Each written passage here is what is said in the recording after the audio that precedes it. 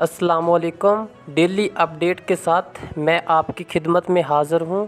جیسا کہ school education department کا پنجاب بھر کے اسکولوں سے متعلق بڑا حکم۔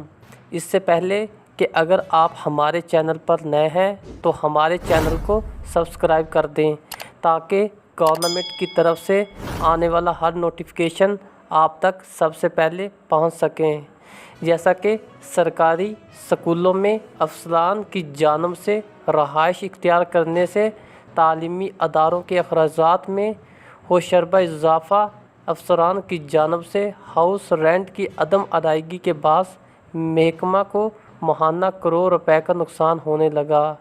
افسران کی جانب سے ہاؤس رینٹ کی عدم ادائیگی کے باعث محکمے کو ماہانہ کروڑ روپے کا نقصان ہونے لگا۔ اسکول ایجوکیشن ڈپارٹمنٹ نے پنجاب بھر کے اسکولوں میں قائم رہائش گاہیں ختم کرنے کا حکم دے دیا۔ پنجاب بھر کے 531 اسکولوں میں غیر قانونی طور پر افسران ملازمین رہائش پذیر ہیں۔ لاہور کے 22 اسکولوں میں افسران ملازمین کے غیر قانونی طور پر سکونت اختیار کر رکھی ہے۔ ذرائع کے مطابق شہر میں government girls high school Gulberg اور گورنمنٹ چوبرجی ہائی اسکول میں افسران رہائش پذیر ہیں۔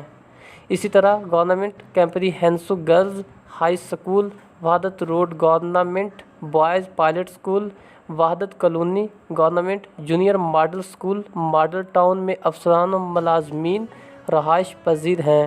اسکول ایجوکیشن ڈپارٹمنٹ نے رہائش گاہیں ختم کرنے کے حوالے سے محکمہ تعلیم کے احکامات پر 100% عمل درآمد کروایا جائے گا۔